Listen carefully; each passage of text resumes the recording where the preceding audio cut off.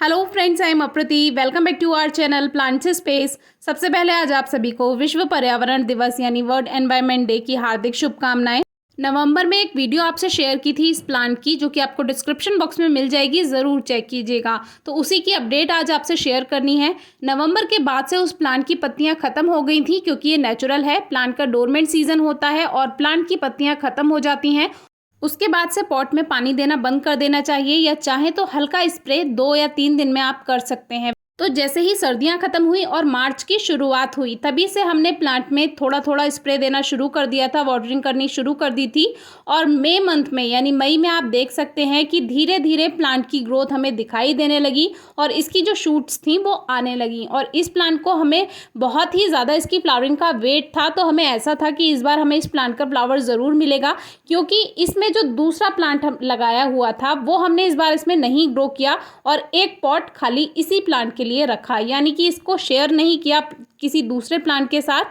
तो इसमें हमने सोचा कि इसको इसके अकॉर्डिंग ही ग्रो करेंगे, क्योंकि इस प्लांट में बहुत हल्की नमी की ज़रूरत होती है, नहीं तो इसका जो रूट्स हैं वो गल जाती हैं। तो अभी जैसे ही हमें इसमें ग्रोथ दिखाई दी, डेट आपको ऊपर मेंशन कर दिया है, आप देखते रहिएगा कौन सी डेट में कैसी ग्रोथ हुई। तो जैसे ही हमें इसमें न्यू ग्रोथ दिखाई दी, वैसे ही हमने सोचा कि इसमें थोड़ा सा फर्टिलाइज़र देना चाहिए। तो एक साइड में ये था, जो कि आप वीडियो नवंबर की जो है उसमें देख सकते हैं, एक ही साइड में इसकी ग्रोथ थी, तो हमें पता था। दूसरी साइड में हल्की हल्की मिट्टी की गुड़ाई करके हमने इसमें लगभग 2 मुट्ठी के करीब गोबर की खाद डाल दी, जो कि अच्छी तरह से डिकम्पोज हो चुकी है।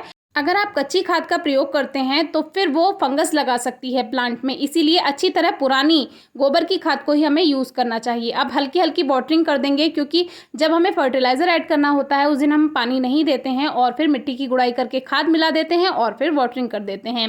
पानी बहुत ज़्यादा नहीं देते हैं। किसी भी बल्ब वाले प्लांट को या कॉर्म वाले प्लांट को या ट्यूबर वाले प्लांट को बहुत कम पानी दिया जाता है।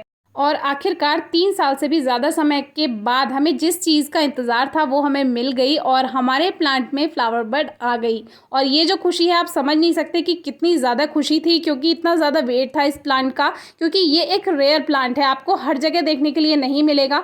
तो ये जो प्लांट है ये है एरम पैलेस्टिनम, एरम फैमिली का प्लांट है। और इसमें जो फ्लावरिंग होती है वो स्पैथ जैसी होती है, स्पैथिफाइलम की जैसी फ्लावरिंग होती है। जैसे कि पीस लिली में, अरेशी फैमिली के प्लांट्स में या एलोकेशिया के प्लांट में जो स्पैथ होता है, यानी कि जो फ्लावर के बीच में से एक स्टिक जैसी निकली हुई होती है, उसको स्पैथ कहते हैं। तो बिल्कुल वैसे ही इसमें भी होता है और ये रेयरेस्ट प्लांट्स में से एक है। और ऐसा भी सुना है कि इसकी मेडिसिनल वैल्यू भी है, लेकिन इसके बारे में हमें ज़्यादा जानकारी नहीं है मेडिसिनल वैल्यू की, इसलिए इस बात पर चर्चा नहीं करेंगे। केवल इसको ग्रो करने के बारे में ही बात करेंगे और इसके फ्लावर के बारे में बात करेंगे। तो जो इसके फ्लावर का कलर है वो एकदम डिफरेंट है और इसीलिए शायद ये रेयरेस्ट प्लांट्स में से एक होगा, क्योंकि ये आपको हर किसी के पास नहीं दिखाई देगा। और इसके लिए हमने कितना इंतज़ार किया है, ये एक वीडियो हमने बहुत पहले शेयर किया था, वो आपको पहले ही नंबर पर डिस्क्रिप्शन बॉक्स में मिल जाएगा, ज़रूर चेक कीजिएगा। उसमें इसके सीड्स भी दिखाए थे। जब ये प्लांट हमें मिला था तब उसमें सीड्स नहीं थे, एक सूखा हुआ फूल था और उसके साथ फिर सीड्स बाद में बने थे, उनसे हमने प्लांट्स भी ग्रो किए थे और वो शेयर भी किया था। तो वो वीडियो आपको बहुत हेल्पफुल रहेगा, तो ज़रूर चेक कीजिएगा। और ये प्लांट आपसे बार बार कह रहे हैं, ये आपको हर किसी के पास देखने के लिए नहीं मिलेगा। इसका जो फ्लावर होता है इसको ब्लैक कैला भी कहते हैं, क्योंकि इसका जो फ्लावर होता है इसमें डिफरेंट शेड्स होते हैं। मरून का शेड है, इसमें बरगंडी शेड है, ब्लैक शेड है, पर्पल शेड है, सब कुछ मिक्स होता है।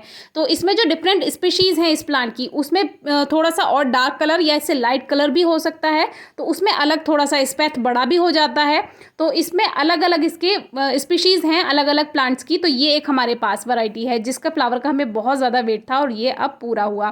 तो ये जो फूल है इसमें स्मेल बहुत बेकार आती है, बहुत गंदी बदबू आती है, जैसे कोई फल सड़ गया हो, एकदम रिपन फ्रूट के जैसी इसमें खुशबू बदबू आती है, जो कि अच्छी नहीं लगती है। लेकिन उससे काफ़ी सारे पॉलिनेटर्स अट्रैक्ट होते हैं, यानी कि अगर आपके गार्डन में फ्रूटिंग प्लांट्स हैं, वेजिटेबल प्लांट्स हैं, तो ये आपके गार्डन में काफ़ी हेल्प करेगा पॉलिनेटर्स को अपनी ओर आकर्षित करने के लिए, अट्रैक्ट करने के लिए।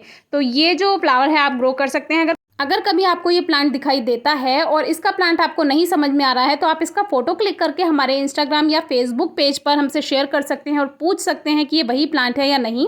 तो हमारे लिए नेचर का एक बहुत बड़ा गिफ्ट है, जो कि हमें एनवायरनमेंट डे पर ही मिला। जो कि अभी मैं शाम प्लांट्स में पानी देने के लिए आई थी, तो इसको उठाकर मैंने घर के अंदर छत की ऊपर की तरफ रखा हुआ था। तो वहाँ पर ये फ्लावर जैसे ही मैं पानी देने के लिए गई वैसे ही मुझे दिखाई दिया। तो इतनी ज़्यादा खुशी हुई, जो कि आज एनवायरनमेंट डे के लिए मेरा सबसे बड़ा गिफ्ट है। Thank you.